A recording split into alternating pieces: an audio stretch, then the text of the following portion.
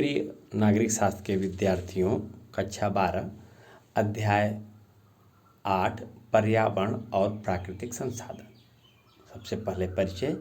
इस अध्याय में विश्व राजनीति में पर्यावरण और संसाधनों के बढ़ते महत्व की चर्चा की गई है। 1960 के दशक से पर्यावरण के मसले ने जोर पकड़ा।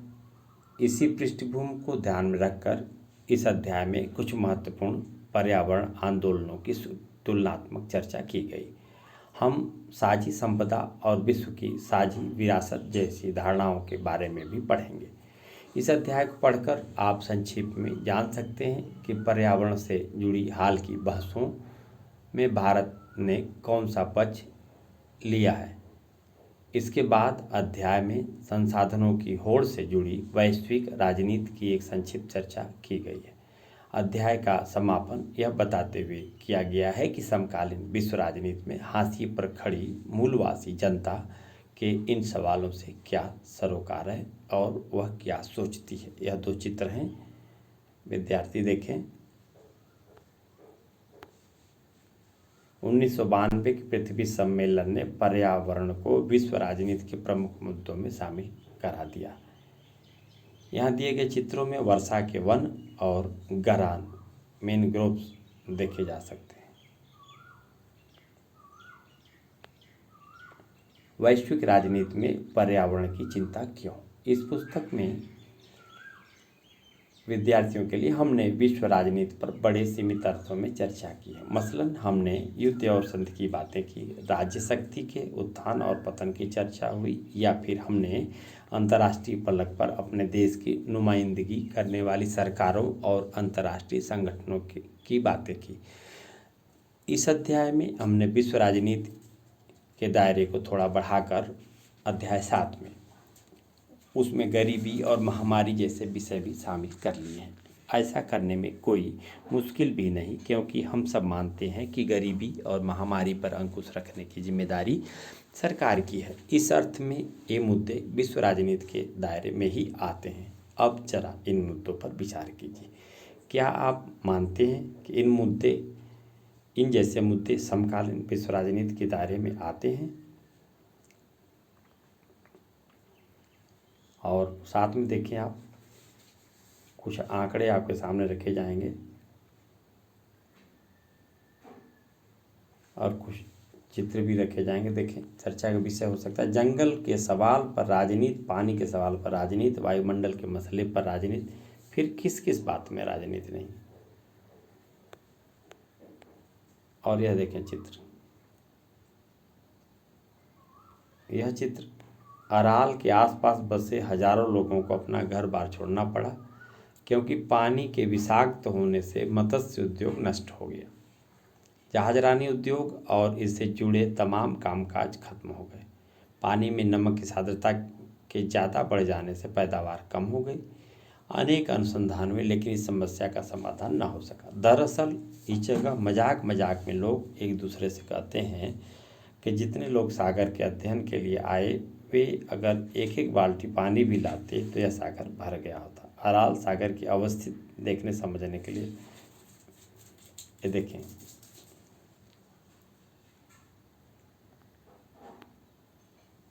इस पर हम कुछ आंकड़े हैं। दुनिया भर में कृषि योग्य भूमि में अब कोई बढ़ोतरी नहीं हो रही, जबकि मौजूदा उपजाऊ जमीन के एक बड़े हिस्से की उर्वरता कम हो रही है। चारागाहों के चारे खत्म होने को हैं और मत्स्य भंडार घट रहा है। जलाशयों की जलराशि बड़ी तेजी से कम हुई है, उनमें प्रदूषण बढ़ा है। इससे खाद्य उत्पादन में कमी आ रही। संयुक्त राष्ट्र संघ की मानव विकास रिपोर्ट 2016 के अनुसार विकासशील देशों की 66.3 करोड़ जनता को स्वच्छ जल उपलब्ध नहीं होता।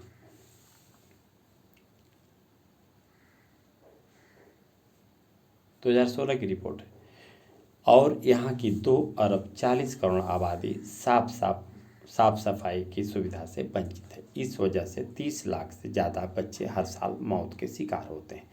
प्राकृतिक वन जलवायु को संतुलित रखने में मदद करते हैं। इनसे जलचक्र भी संतुलित बना रहता है, और इन्हीं वनों में धरती की जैव विविधता का भंडार भरा रहता है। लेकिन ऐसे वनों की कटाई हो रही है और लोग विस्थापित हो रहे हैं। जैव विविधता की हानि जारी है और इसका कारण है उन पर्यावासों का विध्वंस जो जैव प्रजातियों के मामले में समृद्ध हैं। धरती के ऊपरी वायुमंडल में ओजोन गैस की मात्रा में लगातार कमी हो रही है। इसे ओजोन परत में छेद होना भी कहते हैं। इससे पारिस्थितिकी तंत्र और मनुष्य के स्वास्थ्य पर एक बड़ा खतरा मंडरा रहा है। पूरे विश्व में समुद्र तटीय क्षेत्रों का प्रदूषण भी बढ़ रहा है। यद्यपि समुद्र का मध्यवर्ती भाग अब भी अपेक्षाकृत स्वच्छ है, लेकिन इसका तटवर्ती जल जमीनी क्रियाकलापों से प्रदूषित हो रहा है। पूरी दुनिया में समुद्र तटीय इलाकों में मनुष्यों की सघन बसाहट जारी है और इस प्रवृत्ति पर अंकुश न लगा तो समुद्री पर्यावरण की गुणवत्ता में भारी गिरावट आएगी। आपको लग सकता है कि ये तो नैसर्गिक घटनाएं हैं और इनका अध्ययन राजनीति विज्ञान की जगह भूगोल वाली कक्षा में किया जाना चाहिए। लेकिन जरा फिर से सोचिए, पर्यावरण के नुकसान से जुड़े जिन मसलों की चर्चा ऊपर की गई है उन पर अंकुश रखने के लिए अगर विभिन्न देशों की सरकारें कदम उठाती हैं तो इन मसलों की परिणति इस अर्थ में राजनीतिक होगी। इन मसलों में अधिकांश ऐसे हैं कि किसी एक देश की सरकार इनका पूरा समाधान अकेले दम पर नहीं कर सकती। इस वजह से ये मसले विश्व राजनीति का हिस्सा बन जाते हैं। बहरहाल पर्यावरण और प्राकृतिक संसाधनों के मसले पर एक और गहरे अर्थ में राजनीतिक है। कौन पर्यावरण को नुकसान पहुंचाता है, इस पर रोक लगाने के उपाय की जिम्मेदारी किसकी है, धरती के प्राकृतिक संसाधनों पर किसको कितने इस्तेमाल का हक है। इन सवालों के जवाब बहुधा इस बात से निर्धारित होते हैं कि कौन देश कितना ताकतवर है। इस तरह ये मसले गहरे अर्थों में राजनीतिक हैं। हालांकि पर्यावरण से जुड़े सरोकारों का लंबा इतिहास है, लेकिन आर्थिक विकास के कारण पर्यावरण पर होने वाले असर की चिंता ने 1960 के दशक के बाद से राजनीतिक चरित्र ग्रहण किया। वैश्विक मामलों से सरोकार रखने वाले एक विद्वत समूह क्लब ऑफ रोम ने 1972 में लिमिट्स टू ग्रोथ शीर्षक से एक पुस्तक प्रकाशित की। यह पुस्तक दुनिया की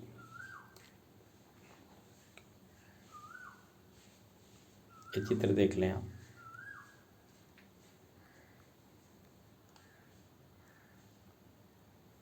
वैश्विक ताप वृद्धि, यहाँ उंगलियों को चिमनी और विश्व को एक लाइटर के रूप में दिखाया गया है।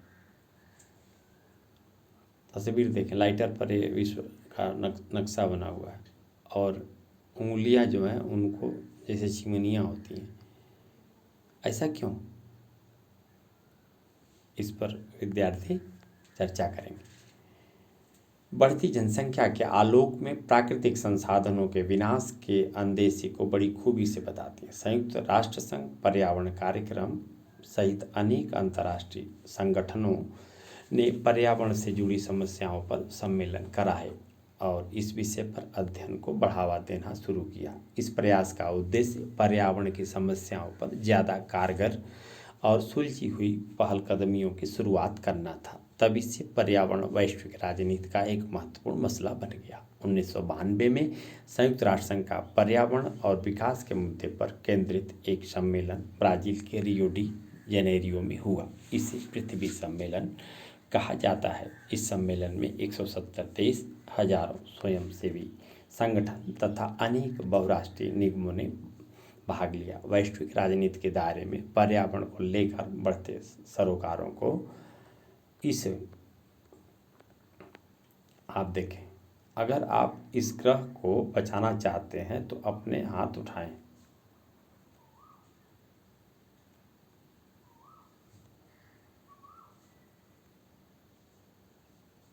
क्या पृथ्वी की सुरक्षा के लेकर धनी और गरीब देशों के नजरिए में अंतर है?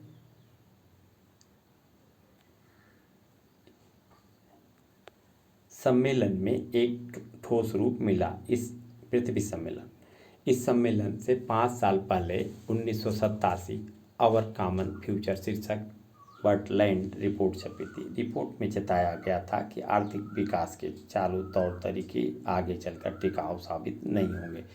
विश्व के दक्षिणी हिस्से में औद्योगिक विकास की मांग ज़्यादा प्रबल है और रिपोर्ट में इसी हवाले से चेतावनी दी गई थी रियो सम्मेलन में यह बात खुलकर सामने आई कि विश्व के धनी और विकसित देश यानी उत्तरी गोलार्ध तथा गरीब और विकासशील देश यानी दक्षिणी गोलार्ध पर्यावरण के अलग अलग एजेंडे के पैरोकार हैं। उत्तरी देशों की मुख्य चिंता ओजोन परत की छेद और वैश्विक ताप वृद्धि ग्लोबल वार्मिंग को लेकर थे। दक्षिणी देश आर्थिक विकास और पर्यावरण प्रबंधन के आपसी रिश्ते को सुलझाने के लिए ज़्यादा चिंतित थे। रियो सम्मेलन में जलवायु परिवर्तन, जैव विविधता और वानिकी के संबंध में कुछ नियमाचार निर्धारित हुए। इसमें एजेंडा 21 के रूप में विकास के कुछ तौर तरीके भी सुझाए गए, लेकिन इसके बाद भी आपसी अंतर और कठिनाइयां बनी रहीं। सम्मेलन में इस बात पर सहमत बनी कि आर्थिक वृद्धि का तरीका ऐसा होना चाहिए कि इससे पर्यावरण को नुकसान न पहुंचे। इसे टिकाऊ विकास का तरीका कहा गया, लेकिन समस्या यह थी कि टिकाऊ विकास पर अमल कैसे किया जाएगा। कुछ आलोचकों का कहना है कि एजेंडा 21 का झुकाव पर्यावरण संरक्षण को सुनिश्चित करने के बजाय आर्थिक वृद्धि की ओर है। आइए अब पर्यावरण की वैश्विक राजनीति के कुछ विवादित मुद्दों पर एक नज़र डालते हैं। विश्व की साझी संपदा की सुरक्षा। साझी संपदा उन संसाधनों को कहते हैं जिन पर किसी एक का नहीं बल्कि पूरे समुदाय का अधिकार होता है। संयुक्त परिवार का चूल्हा, चारागाह, मैदान, कुआं या नदी साझी संपदा के उदाहरण हैं। इसी तरह विश्व के कुछ हिस्से और क्षेत्र किसी एक देश के संप्रभु क्षेत्राधिकार से बाहर होते हैं, इसलिए उनका प्रबंधन साझे तौर पर अंतर्राष्ट्रीय समुदाय द्वारा किया जाता है। इन्हें वैश्विक संपदा या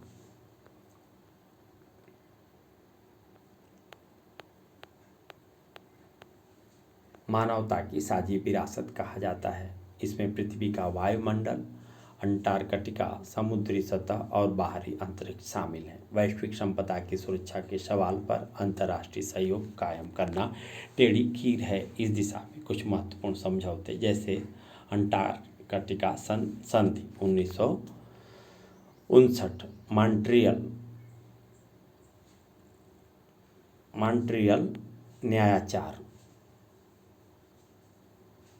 1987 और अंटार्कटिका पर्यावरणीय न्यायाचार 1991 हो चुके हैं। पारिस्थितिकी से जुड़े हर मसले के साथ एक बड़ी समस्या यह जुड़ी है कि अपुष्ट वैज्ञानिक साक्ष्यों और समय सीमा को लेकर मतभेद पैदा होते हैं। ऐसे में एक सर्वमान्य पर्यावरणीय एजेंडा पर सहमति कायम करना मुश्किल होता है। इधर आप देखें,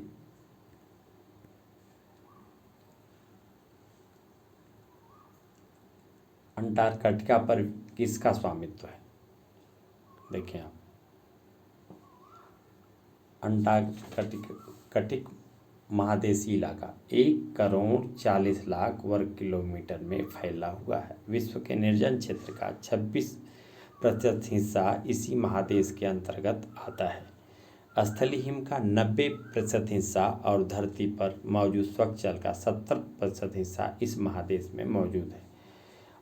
अंटार्कटिक महादेश का 3,60,00,000 वर्ग किलोमीटर तक अतिरिक्त विस्तार समुद्र में है। सीमित स्थलीय जीवन वाले इस महादेश का समुद्री पारिस्थितिकी तंत्र अत्यंत उर्वर है, जिनमें कुछ पादप, सूक्ष्म शैवाल, कवक और लाइकेन, समुद्री स्तनधारी जीव, मत्स्य तथा कठिन वातावरण में जीवन यापन के लिए अनुकूलित विभिन्न पक्षी शामिल हैं। इसमें क्रील मछली भी शामिल है, जो समुद्री आहार श्रृंखला की धुरी है और जिस पर दूसरे जानवरों का आहार निर्भर है। अंटार्कटिक प्रदेश विश्व की जलवायु को संतुलित रखने में महत्वपूर्ण भूमिका निभाता है। इस महादेश की अंदरूनी हिमानी परत ग्रीन हाउस जैसे गैस के जमाव का महत्वपूर्ण सूचना स्रोत है। साथ ही इससे लाखों बरस पहले के वायुमंडलीय तापमान का पता किया जा सकता है। विश्व के सबसे सुदूर, ठंडे और झंझावाती महादेश अंटार्कटिका पर किस का स्वामित्व है, इसके बारे में दो दावे किए जाते हैं। कुछ देश जैसे ब्रिटेन, अर्जेंटीना, चिले, नॉर्वे, फ्रांस, ऑस्ट्रेलिया और न्यूजीलैंड ने अंटार्कटिक क्षेत्र पर अपने संप्रभु अधिकार का वैधानिक दावा किया। अन्य अधिकांश देशों ने इससे उल्टा रुख अपनाया कि अंटार्कटिक प्रदेश विश्व की साझी संपदा है और यह किसी भी देश के क्षेत्राधिकार में शामिल नहीं है। इस मतभेद के रहते अंटार्कटिका के पर्यावरण और पारिस्थितिकी तंत्र की सुरक्षा के नियम बने और अपनाए गए। ये नियम कल्पनाशील और दूरगामी प्रभाव वाले हैं। अंटार्कटिका और पृथ्वी के ध्रुवीय क्षेत्र पर्यावरण सुरक्षा के विशेष क्षेत्रीय नियमों के अंतर्गत आते हैं। 1959 के बाद इस इलाके में गतिविधियां वैज्ञानिक अनुसंधान, मत्स्य आखेट और पर्यटक तक सीमित रही हैं, लेकिन इतनी कम गतिविधियों के बावजूद इस क्षेत्र के कुछ हिस्से अवशिष्ट पदार्थ जैसे तेल के रिसाव के दबाव में अपनी गुणवत्ता खो रहे हैं। बहुत जल्दी ही हमें सुनने को मिलेगा कि चंद्रमा का पर्यावरण भी नष्ट हो गया है। तार्किक क्षमता में यह देखें आप,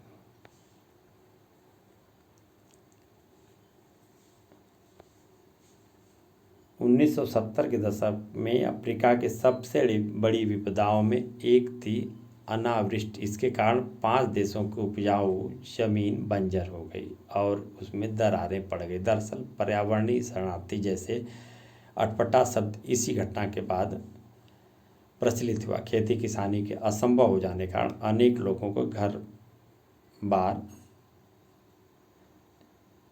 छोड़ना पड़ा। अनावृष्टि अफ्रीका की सबसे बड़ी विपदाओं में थी एक अनावृष्टि। देखें,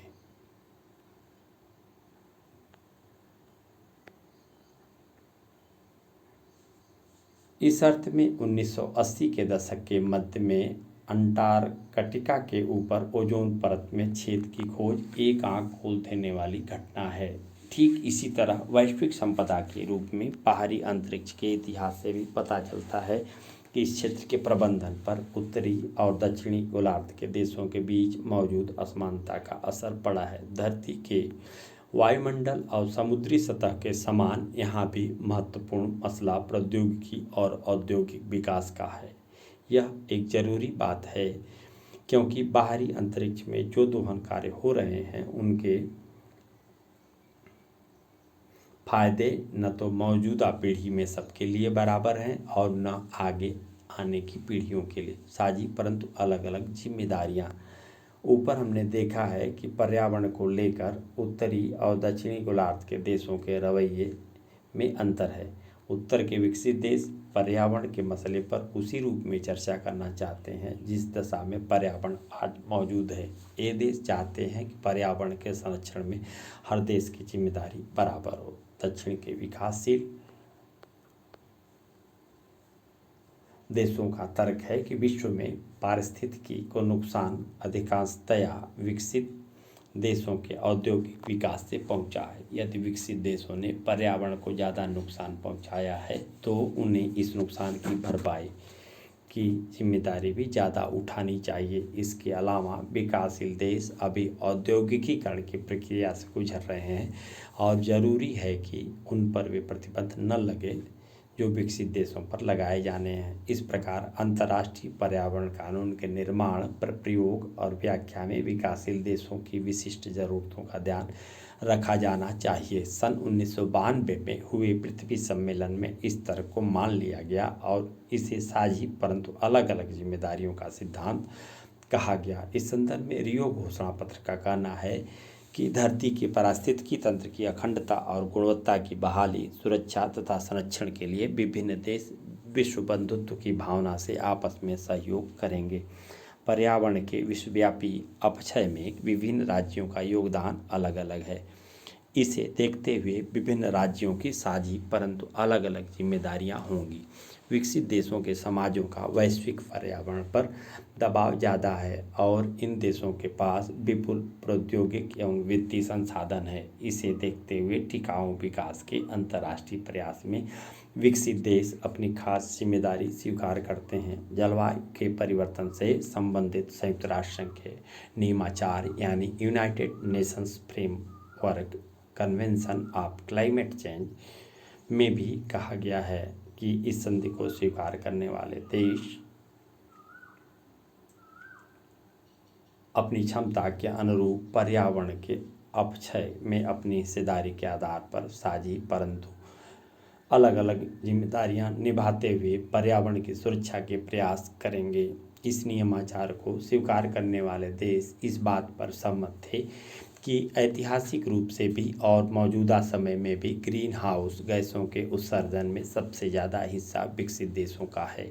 यह बात भी मानी गई कि विकासशील देशों का प्रति व्यक्ति उत्सर्जन अपेक्षाकृत कम है। इस कारण चीन और भारत अन्य विकासशील देशों को क्योटो प्रोटोकॉल की बाध्यताओं से अलग रखा गया है।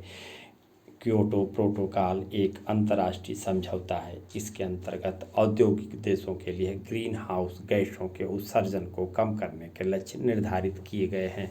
कार्बन ऑक्साइड, मीथेन और हाइड्रोफ्लोरोकार्बन जैसी कुछ गैसों के बारे में माना जाता है कि वैश्विक तापवृद्धि ग्लोबल वार्मिंग में इनकी कोई न कोई भूमिका जरूर है। ग्लोबल वार्मिंग की परिघटना में विश्व का तापमान बढ़ता है और धरती के जीवन के लिए यह बात बड़ी प्रलयंकारी साबित होगी। जापान के क्वेटा में 1997 में इस प्रोटोकॉल पर सहमति बनी। 1992 में इस समझौते के लिए कुछ सिद्धांत तय किए गए थे और सिद्धांत की इस रूपरेखा यानी United Nations framework convention on climate change पर सहमति जताते हुए हस्ताक्षर हुए थे। क्योटो प्रोटोकॉल पर इसी सिद्धांतों के आलोक में सहमति बनी। साझी परंपरा। साझी संपदा का अर्थ होता है ऐसी संपदा जिस पर किसी समूह के प्रत्येक सदस्य का स्वामित्व हो। इसके पीछे मूल तर्क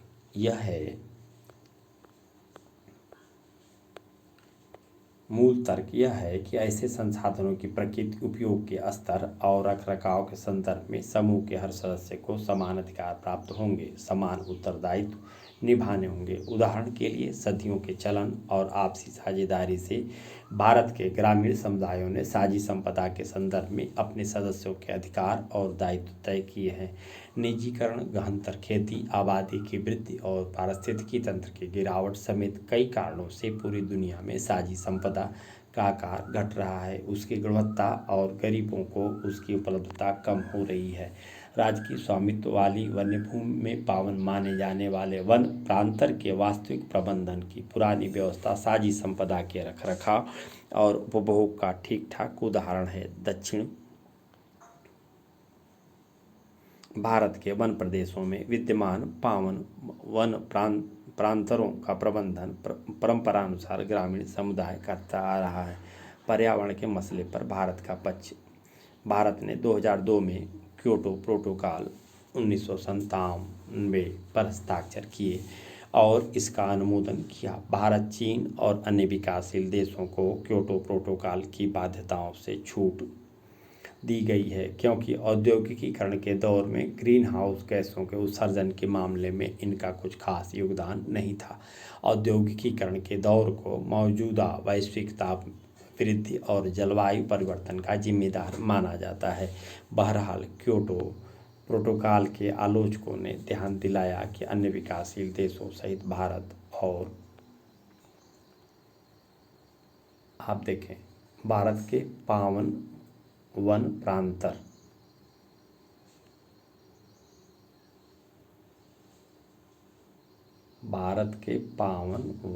प्रांतर बहुत से पुराने समाजों में धार्मिक कारणों से प्रकृति की रक्षा करने का चलन है। भारत में विद्यमान पावन वन प्रांतर इस चलन के सुंदर उदाहरण हैं।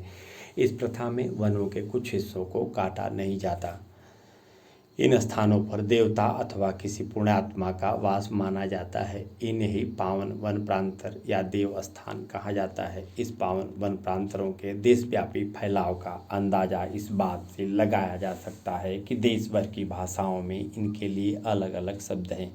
इन देवस्थानों को राजस्थान में वानी, किंकड़ी और ओरान, झारखंड में चहेराथान और सरना, मेघालय में लिंगदोह, केरल में काव, उत्तराखंड में थान या देवभूमि और महाराष्ट्र में देव रहस्ती आदि सैकड़ों नाम से जाना जाता है। पर्यावरण संरक्षण से जुड़े साहित्य में देवस्थान के महत्व को अब स्वीकार किया जा रहा है और इसे समुदाय आधारित संसाधन प्रबंधन के रूप में देखा जा रहा है। देवस्थान को हम ऐसी व्यवस्था के रूप में देख सकते हैं जिसके अंतर्गत पुराने समाज प्राकृतिक संसाधनों का इस्तेमाल इस तरह करते हैं कि पारिस्थितिकी तंत्र का संतुलन बना रहे। कुछ अनुसंधानकर्ताओं का विश्वास है कि देवस्थान की मान्यता से जैव विविधता और पारिस्थितिकी संरक्षण में ही नहीं, सांस्कृतिक वैविध्य को भी कायम रखने में मदद मिल सकती है। देवस्थान की व्यवस्था का वन संरक्षण के विभिन्न तौर तरीकों से संपन्न है और इस व्यवस्था की विशेषताएं साझी संपदा के संरक्षण की विशेषता से मिलती जुलती हैं। देवस्थान के महत्व का परंपरागत आधार ऐसे क्षेत्र की आध्यात्मिक अथवा सांस्कृतिक विशेषताएं हैं। हिंदू समवेत रूप से प्राकृतिक वस्तुओं की पूजा करते हैं जिनमें पेड़ और वन प्रांतर भी शामिल हैं। बहुत से मंदिरों का निर्माण देवस्थान में हुआ है। संसाधनों की विरलता नहीं, प्रकृति के प्रति गहरी श्रद्धा ही वह आधार थी जिसने इतने युगों से वनों को बचाए रखने की प्रतिबद्धता कायम रखी। बहरहाल हाल के सालों में मनुष्यों की बसाहट के विस्तार से धीरे धीरे ऐसे देवस्थानों पर अपना कब्जा कर लिया है। नई राष्ट्रीय वन नीतियों के आने के साथ कई जगहों पर इस परंपरागत वनों की पहचान मंद पड़ने लगी है। देवस्थान के प्रबंधन में कठिन समस्या तब आती है जब ऐसे स्थान का कानूनी स्वामित्व एक के पास हो और व्यवहारिक नियंत्रण किसी दूसरे के हाथ में हो, यानी कानूनी स्वामित्व राज्य का हो और व्यवहारिक नियंत्रण समुदाय के हाथ में हो। इन दोनों के नीतिगत मानक अलग अलग हैं और देवस्थान के उपयोग के उद्देश्यों में भी इनके बीच कोई मेल नहीं।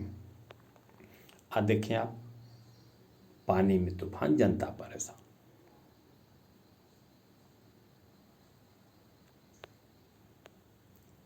हम ग्रीन हाउस की चर्चा कर लेते हैं, फिर इस मैप के आधार पर विद्यार्थियों से बात करेंगे। चीन भी जल्दी ही ग्रीन हाउस गैसों के उत्सर्जन के मामले में विकसित देशों की भांति अगली कतार में नजर आएंगे। 2005 के जून में ग्रुप 8 के देशों की बैठक हुई। इसमें भारत ने ध्यान दिलाया कि विकासशील देशों में ग्रीन हाउस गैसों के प्रति व्यक्ति उत्सर्जन दर विकसित देशों की तुलना में नाम मात्र है। साझी परंतु अलग अलग जिम्मेदारियों के सिद्धांत के अनुरूप भारत का विचार है कि उत्सर्जन दर में कमी करने की सबसे ज़्यादा जिम्मेवारी विकसित देशों की है, क्योंकि इन देशों ने एक लंबी अवधि तक बहुत ज़्यादा उत्सर्जन किया है। संयुक्त राष्ट्र संघ के जलवायु परिवर्तन से संबंधित बुनियादी नियमाचार के अनुरूप भारत पर्यावरण से जुड़े अंतर्राष्ट्रीय मसलों में ज़्यादातर ऐतिहासिक उत्तरदायित्व का तर्क रखता है। इस तर्क के अनुसार ग्रीन हाउस गैसों के रिसाव की ऐतिहासिक और मौजूदा जवाबदेही ज़्यादातर विकसित देशों की है। इसमें जोर देकर कहा गया है कि विकासशील देशों की पहली और अपरिहार्य प्राथमिकता आर्थिक और सामाजिक विकास की है। हाल में संयुक्त राष्ट्र संघ के इस नियमाचार के अंतर्गत चर्चा चली कि तेजी से औद्योगिक होते देश जैसे ब्राज़ील, चीन और भारत नियमाचार की बाध्यताओं का पालन करते हुए ग्रीन हाउस गैसों के उत्सर्जन को कम करें। भारत इस बात के खिलाफ है। उसका मानना है कि यह बात इस नियमाचार के मूल भावना के विरुद्ध है।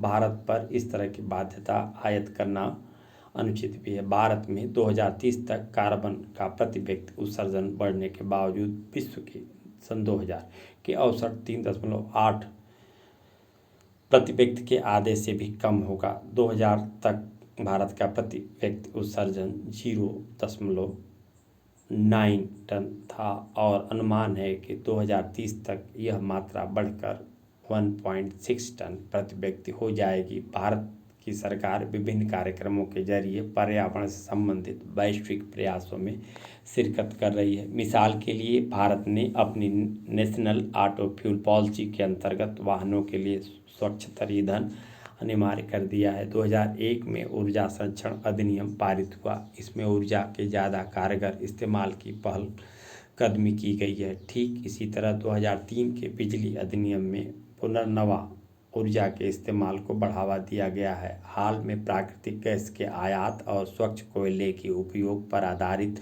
प्रौद्योगिकी को अपनाने की तरफ रुझान बढ़ा है। इससे पता चलता है कि भारत पर्यावरण सुरक्षा के लिहाज से ठोस कदम उठा रहा है। भारत बायोडीजल से संबंधित एक राष्ट्रीय मिशन चलाने के लिए भी तत्पर है।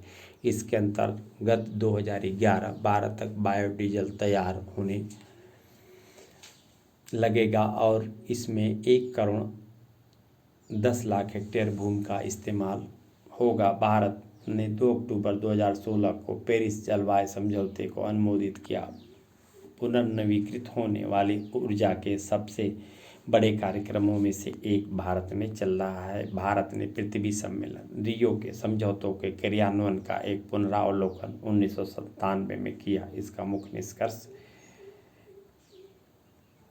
यह था कि विकासशील देशों को रियायती शर्तों पर नए और अतिरिक्त वित्तीय संसाधन तथा पर्यावरण के संदर्भ में बेहतर साबित होने वाली प्रौद्योगिकी मुहैया कराने की दिशा में कोई सार्थक प्रगति नहीं हुई है। भारत इस बात को जरूरी मानता है कि विकसित देश विकासशील देशों को वित्तीय संसाधन तथा स्वच्छ प्रौद्योगिकी मुहैया कराने के लिए तुरंत उपाय करें, ताकि विकासशील देश framework convention of climate change की मौजूदा प्रतिबद्धताओं को पूरा कर सके। भारत का यह भी मानना है कि दक्षिण में शामिल देश पर्यावरण के प्रमुख वैश्विक मसलों पर एक समान राय बनाएं, ताकि इस क्षेत्र की आवाज़ वजनी हो सके। अब आप देखिए, पर्यावरण आंदोलन एक या अनेक। पर्यावरण हानि की चुनौतियों से निपटने के लिए सरकारों ने अंतर्राष्ट्रीय स्तर पर जो पेशकदमी की है, हम उसके बारे में जान चुके हैं। लेकिन इन चुनौतियों के मद्देनज़र कुछ महत्वपूर्ण पेशकदमियां सरकारों की तरफ से नहीं, बल्कि विश्व के विभिन्न भागों में सक्रिय पर्यावरण के प्रति सचेत कार्यकर्ताओं ने की है। इन कार्यकर्ताओं में कुछ तो अंतर्राष्ट्रीय स्तर पर और बाकी स्थानीय स्तर पर सक्रिय हैं। आज पूरे विश्व में पर्यावरण आंदोलन सबसे ज़्यादा जीवंत, विविधतापूर्ण तथा ताकतवर सामाजिक आंदोलन में शुमार किए जाते हैं। सामाजिक चेतना के दायरे में ही राजनीतिक कार्रवाई के नए रूप जन्म लेते हैं या उन्हें खोजा जाता है। इन आंदोलनों से नए विचार निकलते हैं। इन आंदोलनों ने हमें दृष्टि दी है कि वैयक्तिक और सामूहिक जीवन के लिए आगे के दिनों में क्या करना चाहिए और क्या नहीं करना चाहिए। यहाँ कुछ उदाहरणों की चर्चा की जा रही है, जिससे पता चलता है। हम आगे इस संदर्भ में विचार करें, इससे पहले हम एक चित्र हम आपको दिखाएं। देखिए आप, यह भारत, पानी में तूफान, जनता परेशान। प्रदूषण, अधिमत्स्य, बांध निर्माण और पानी के निकट रहने वाले समुदायों के सामने प्रमुख समस्या है। तटीय पर्यावरण से जुड़े मुद्दे, मछली और समुद्री जीवन का अतिशय दोहन, मछली और प्राण की बढ़ती मांग के कारण मैंग्रोव को नुकसान, समुद्र तटों पर औद्योगिक प्रदूषण, भारी मात्रा में प्रदूषित जल को बिना शोधन के समुद्र में डालना, अत्यधिक मशीनीकरण। और इस तरफ आप देखें, उत्तर प्रदेश और उत्तराखंड, गंगा, यमुना, गोमती, मल्लाह और धोरी, केवट, औद्योगिक प्रदूषण, बांध और गेराज, पानी को ज़्यादा दोहन। और चित्र देखिए आप, इधर मध्य प्रदेश और छत्तीसगढ़, चंबल, बेतवा, नर्मदा, गोरिया, गढ़पलटा, पंखिया, औद्योगिक प्रदूषण, अत्यधिक मत्स्यन। यह चित्र भी आप देखते जाएं। इसके माध्यम से आपको स्पष्ट होगा कि कौन सा प्रदेश कहाँ पर स्थित है। उत्तर प्रदेश और उत्तराखंड ये रहा, और मध्य प्रदेश और छत्तीसगढ़ का संकेत, और इसके साथ बिहार और झारखंड। और यहाँ देखें आप, असम, ब्रह्मपुत्र, कोइम्बतूर, मेमन, नामसूत्र, कीटनाशक भराव, अधिक मत्स्य ये रहा। और यहाँ पर पश्चिम बंगाल, उड़ीसा, तमिलनाडु और केरल, और इसी के साथ देखें आप आंध्र प्रदेश, गुजरात, इन सब नदियाँ, प्रमुख समुदाय और खतरे संकेत हैं जो कलर दिख रहा है आपको, खतरा क्या है और प्रमुख समुदाय कौन से हैं। नदियों के बारे में आपको पता ही है। इस प्रकार से आप पूरे भारतवर्ष पानी में तूफान, जनता परेशान। प्रकृति प्रदत्त निःशुल्क जल में इंसानी अनावश्यक गतिविधियों के चलते उत्पन्न हुई परिस्थिति का यह सुंदर चित्रण है, परंतु वहीं दुखदाई भी है।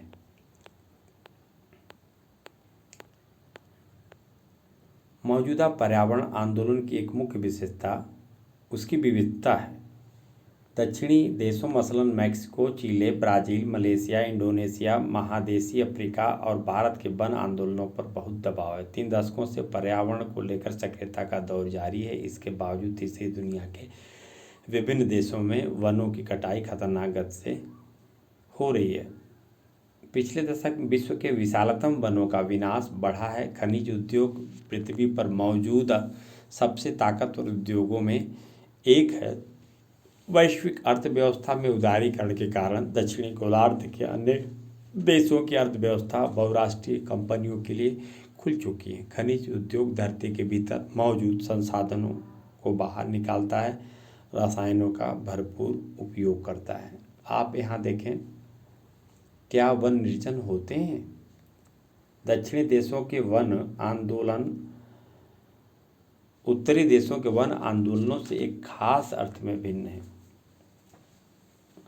दक्षिणी देशों के वन निर्जन नहीं है, जबकि उत्तरी गोलार्ध के देशों के वन जनविहीन है, या कहें कि इन देशों में वन को निर्जन प्रांत के रूप में देखा जाता है। इसी वजह से उत्तरी देशों में वन भूमि को निर्जन भूमि का दर्जा दिया जाता है, यानी ऐसी जगह जहां लोग नहीं रहते बसते। यह दृष्टिकोण मनुष्य को प्रकृति का हिस्सा नहीं मानता। दूसरे शब्दों में कहें तो यह दृष्टिकोण पर्यावरण को मनुष्य से दूर की चीज़ मानता है, यानी एक ऐसी चीज़ जिसे बाग बगीचे या अभयारण्य में तब्दील कर मनुष्यों से बचाया जाना चाहिए। दूसरी तरफ दक्षिणी देशों में पर्यावरण के अधिकांश मसले इस मान्यता पर आधारित हैं कि लोग वनों में ही रहते हैं। वनों को विजनपन का प्रतीक मानने का दृष्टिकोण ऑस्ट्रेलिया, स्कैंडिनेविया, उत्तरी अमेरिका और न्यूजीलैंड में हावी है। अधिकांश यूरोपीय देशों के विपरीत इन इलाकों में अविकसित निर्जन वन क्षेत्र अपेक्षाकृत ज़्यादा है। इसका यह मतलब नहीं कि दक्षिणी गोलार्ध के देशों में विजनपन का अभियान एकदम नदारद है। फिलीपींस में हरित संगठनों ने गरुड़ तथा अन्य शिकारी पक्षियों को विलुप्त होने से बचाने के लिए एक मुहिम चलाई। भारत में बंगाल टाइगर को बचाने की मुहिम चल रही, क्योंकि इनकी संख्या लुप्त होने की हद तक कम हो चली थी। अफ्रीका में हाथी दांत के व्यापार और हाथियों को निर्दयतापूर्वक मारने के विरुद्ध लंबा अभियान चलाया गया। विजनपन के कुछ प्रसिद्ध संघर्ष ब्राज़ील और इंडोनेशिया के जंगलों में छिड़े हैं। इन सभी अभियानों का ध्यान किसी खास प्रजाति को बचाने पर रहा है। साथ ही इनका जोर निर्जन वन पर्यावासों को संरक्षण देने पर है। ऐसे पर्यावासों से जन जंतुओं को कायम रखने में मदद मिलती है। विजनपन से जुड़े अनेक मसलों को हाल के दिनों में जैव विविधता के मसलों का रूप दिया गया है, क्योंकि दक्षिणी गोलार्ध के देशों में विजनपन की अवधारणा को स्वीकृति मिलना कठिन है। इनमें से अनेक अभियानों की शुरुआत और वित्तीय मदद वर्ल्ड वाइल्ड लाइफ एंड जैसे संगठन ने की। ऐसे प्रयासों में स्थानीय लोगों की मदद भी ली गई। आप यहाँ देखें एक चित्र है। क्या आप पर्यावरणविदों के प्रयास से सहमत हैं? पर्यावरणविदों को यहाँ जिस रूप में चित्रित किया गया है, क्या आपको यह सही लगता है?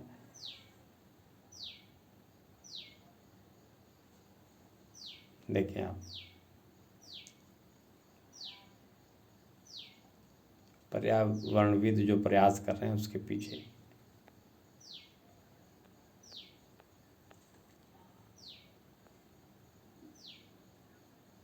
भूमि और जल मार्गों को प्रदूषित करता है और स्थानीय वनस्पतियों का विनाश करता है। इसके कारण जन समुदायों को विस्थापित होना पड़ता है। कई बातों के साथ इन कारणों से विश्व के विभिन्न भागों में खनिज उद्योग की आलोचना का विरोध हुआ। इसका एक अच्छा उदाहरण फिलीपींस है, जहां कई समूहों और संगठनों ने एक साथ मिलकर एक ऑस्ट्रेलियाई बहुराष्ट्रीय कंपनी वेस्टर्न माइनिंग कॉरपोरेशन के खिलाफ अभियान चलाया।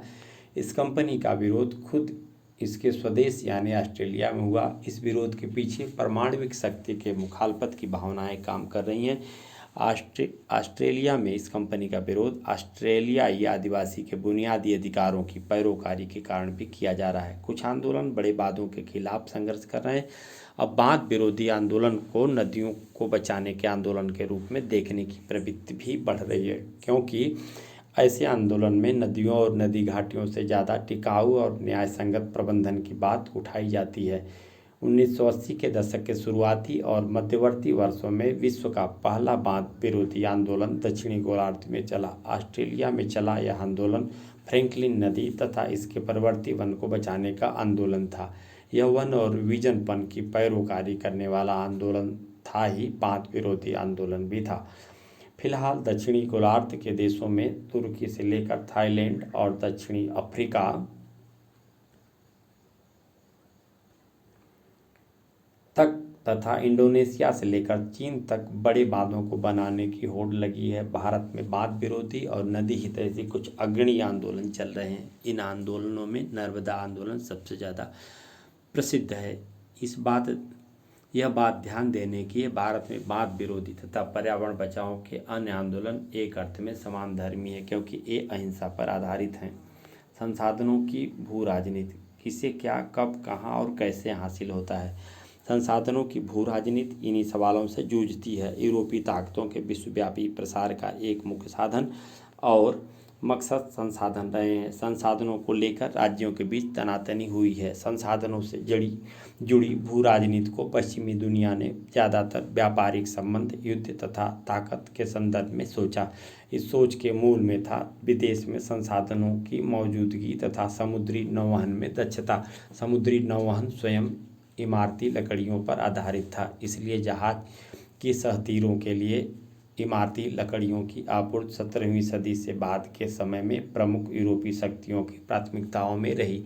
पहले और दूसरे विश्व युद्ध के दौरान सामरिक संसाधनों, खासकर तेल की निर्बाध आपूर्ति का महत्व बहुत अच्छी तरह उजागर हो गया। पूरे शीत युद्ध के दौरान उत्तरी गोलार्ध के विकसित देशों ने इन संसाधनों की सतत आपूर्ति के लिए कई तरह के कदम उठाए। इसके अंतर्गत संसाधन दोहन के इलाकों तथा समुद्री परिवहन मार्गों के इर्द गिर्द सेना की तैनाती, महत्वपूर्ण संसाधनों का भंडार, संसाधनों के उत्पादक देशों में मनपसंद सरकारों की बहाली तथा बहुराष्ट्रीय निगमों और अपने हित साधक अंतर्राष्ट्रीय समझौतों को समर्थन देना शामिल है। पश्चिमी देशों के राजनीतिक चिंतन का केंद्रीय सरोकार यह था कि संसाधनों तक पहुंच अबाध रूप से बनी रहे, क्योंकि सोवियत संघ इसे खतरे में डाल सकता था। एक बड़ी चिंता यह भी थी कि खाड़ी के देशों में मौजूद तेल तथा दक्षिणी और पश्चिमी एशिया के देशों में मौजूद खनिज पर विकसित देशों का नियंत्रण बरकरार रहे। शीत युद्ध की समाप्ति और सोवियत संघ के विघटन के बाद सरकारों की मौजूदा चिंता सुरक्षित आपूर्ति को बनाए रखने की है।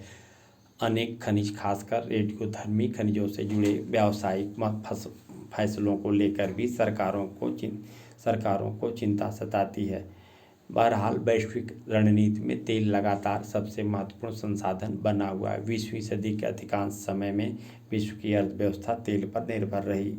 यह एक जगह से दूसरी जगह तक पहुंचाए जा सकने वाले ईंधन के रूप में अपरिहार्य बना। तेल के साथ विलुप्त संपदा जुड़ी है और इसी कारण इस पर कब्जा जमाने के लिए राजनीतिक संघर्ष छिड़ता है। पेट्रोलियम का इतिहास युद्ध और संघर्षों का भी इतिहास है। यह बात पश्चिम एशिया और मध्य एशिया में सबसे स्पष्ट रूप से नजर आती है। पश्चिम एशिया, खासकर खाड़ी क्षेत्र, विश्व के कुल तेल उत्पादन का 30% मुहैया कराता है। इस क्षेत्र में विश्व के ज्ञात तेल भंडार का 64% हिस्सा मौजूद है और इस कारण यही इकलौता क्षेत्र है जो तेल की मांग में खास बढ़ोतरी होने पर उसकी पूर्ति कर सकता है। सऊदी अरब के पास विश्व के कुल तेल भंडार का 1/4 हिस्सा मौजूद है। सऊदी अरब विश्व में सबसे बड़ा तेल उत्पादक देश है। इराक का ज्ञात तेल भंडार सऊदी अरब के बाद दूसरे नंबर पर है। इराक के एक बड़े हिस्से में तेल भंडारों की मौजूदगी को लेकर खोजबीन अभी नहीं हुई है। संभावना है कि इराक का तेल भंडार 112 अरब बैरल से कहीं ज़्यादा हो। संयुक्त राज्य अमेरिका, यूरोप, जापान तथा चीन और भारत में इस तेल की खपत होती है, लेकिन ये देश इस इलाके से बहुत दूरी पर हैं। विश्व राजनीति के लिए पानी एक और महत्वपूर्ण संसाधन है।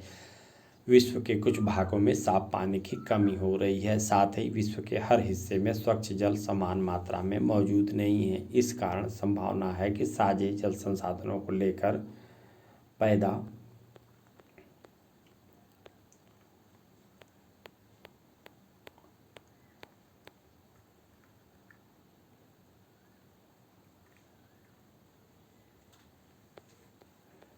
इन चित्रों पर हम आपसे अभी चर्चा करेंगे। यहाँ देखिए आप ये सब चीज़ें इन सब चीज़ों पर मतभेद 21वीं सदी में फसाद की जड़ साबित हो। यह जीवनदायी संसाधनों जल की चर्चा और इस संसाधन को लेकर हिंसक संघर्ष होने की संभावना है, और इसी को इंगित करने के लिए विश्व राजनीति के कुछ विद्वानों ने जल युद्ध शब्द गढ़ा है। मिसाल के लिए हम एक प्रचलित मतभेद की चर्चा करें। जलधारा के उद्गम से दूर बसा हुआ देश उद्गम के नज़दीक बसे हुए देश द्वारा इस पर बांध बनाने, इसके माध्यम से अत्यधिक सिंचाई करने या इसे प्रदूषित करने पर आपत्ति जताता है, क्योंकि ऐसे कामों से दूर बसे हुए देश को मिलने वाले पानी की मात्रा कम होगी या उसकी गुणवत्ता घटेगी। देशों के बीच स्वच्छ जल संसाधनों को हथियाने या उनकी सुरक्षा करने के लिए हिंसक झड़पें हुई हैं। इसका एक उदाहरण है 1950 और 1960 के दशक में इजराइल, सीरिया तथा जॉर्डन के बीच हुआ संघर्ष।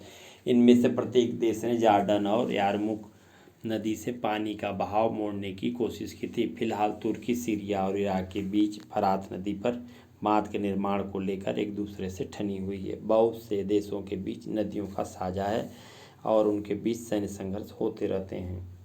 मूलवासी और उनके अधिकार। मूलवासियों का सवाल पर्यावरण, संसाधन और राजनीति को एक साथ जोड़ देता है। संयुक्त राष्ट्र संघ ने 1982 में इनकी एक शुरुआती परिभाषा दी। इन्हें ऐसे लोगों का वंशज बताया गया जो किसी मौजूदा देश में बहुत दिनों से रहते चले आ रहे हैं, फिर किसी दूसरी संस्कृति या जाति मूल के लोग विश्व के दूसरे हिस्से से उस देश में आए, इन लोगों को अधीन बना लिया। किसी देश के मूलवासी आज भी उस देश के संसाधनों के अनुरूप आचरण करने से ज़्यादा अपनी परंपरा, सांस्कृतिक रिवाज तथा अपने खास सामाजिक आर्थिक डर्रे पर जीवन यापन करना पसंद करते हैं। भारत सहित विश्व के विभिन्न हिस्सों में मौजूद लगभग 30 करोड़ मूलवासियों के सर्व सामान्य हित विश्व राजनीति के संदर्भ में क्या है। फिलीपींस के कोर्डिलेरा में 20 लाख मूलवासी लोग रहते हैं। चिले में मापुसे नामक मूलवासियों की संख्या 10 लाख है। हम आगे चर्चा करें, इससे पहले हम उन चित्रों पर आपका ध्यान आकृष्ट कराते हैं जो महत्वपूर्ण है। आप देखें यह चित्र,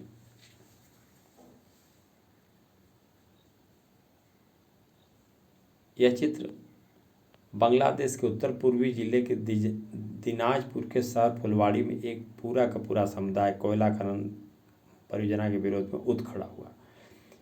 अनेक महिलाएं प्रस्तावित कोयला परियोजना के विरोध में नारे लगा रही थी। अपने बच्चे को सीने से लगाए हुए खड़ी है, देख सकते हैं आप। और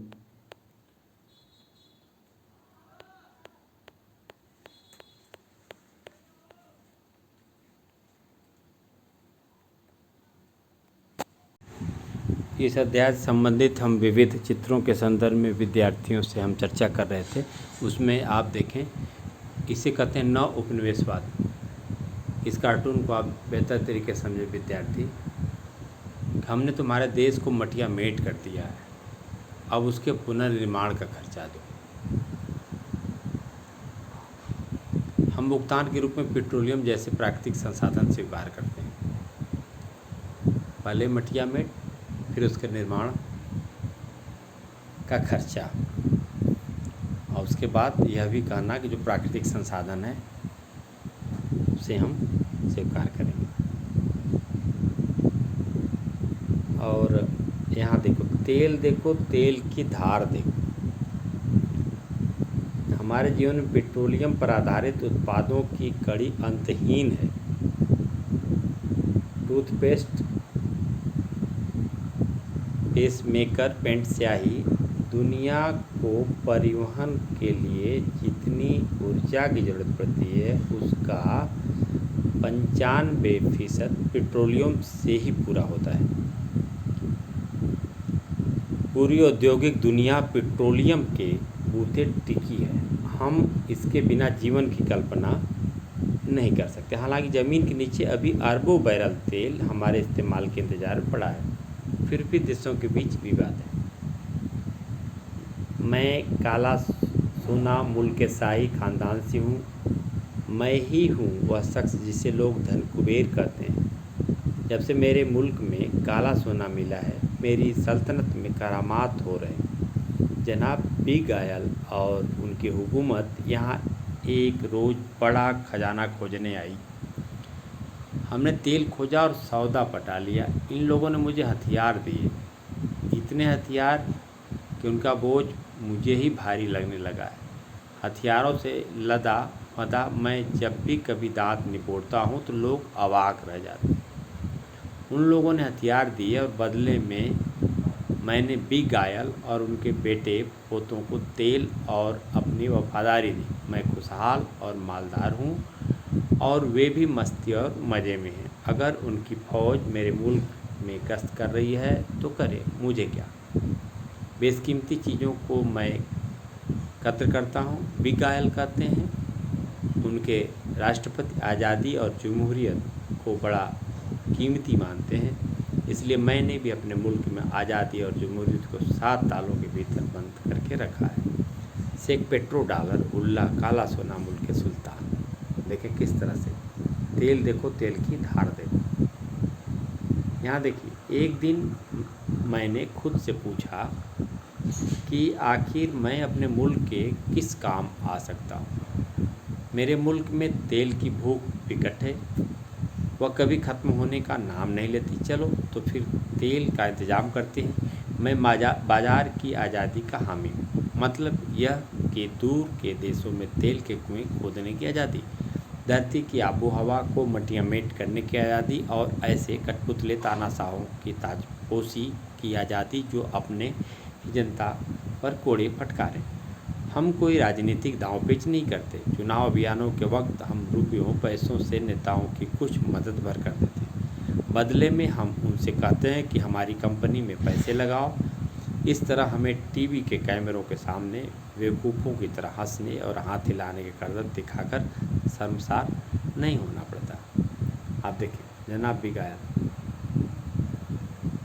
हमारे गैराज में एक शानदार चीज़ नुमाया है ना, एकदम पतली चकाचक और चमकीली कार। इसमें पावर स्टीयरिंग और ऑटोमेटिक गियर्स भी। इसकी पिकअप लाजवाब है और माइलेज के तो क्या कहने। इसमें धुआं वगैरह भी काफ़ी कम निकलता है। देखिए हमें जल्दी जल्दी पहुंचना है, हमें खूबसूरत ज़िंदगी की थोड़ी गड़बड़ी है। ऊपर वाला सबका भला करे तो चलें।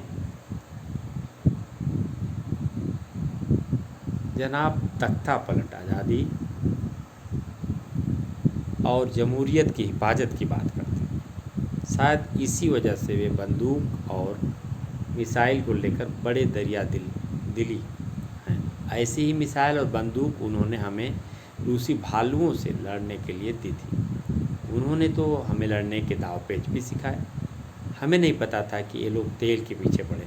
बिग ऑयल हमेशा मीठी मीठी बातें करते हैं और मन मोह लेते हैं, लेकिन हम लोग अभी आपस में जंगों की कबड्डी खेल रहे हैं। अब हमने खेल के अपने ही नियम बना लिए। जनाब तख्ता पलट की सरकार अपने कायदे कानून बदलते रहती है।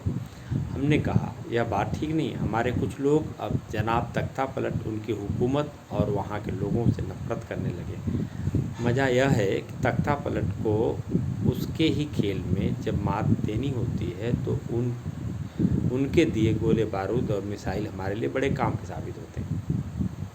जनाब गलत निशान।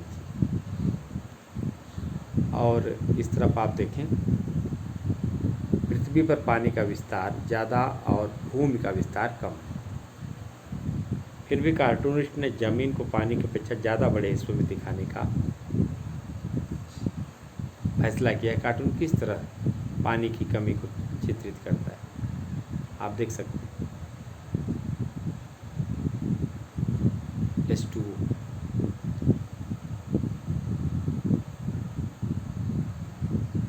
और एक चित्र इससे भी देख लें आप। आदिवासी जनता और उसके आंदोलन के बारे में कुछ ज़्यादा बातें क्यों नहीं सुनाई पड़ती? क्या मीडिया का उनसे कोई मनमुटाव है? यहाँ देखिए आप, एक चम्मच पर्यावरण भी। क्या आपको यह नज़रिया जचता है जिसमें एक शहरी इलाके के आदमी को प्रकृति खोर और लालची दिखाया गया है?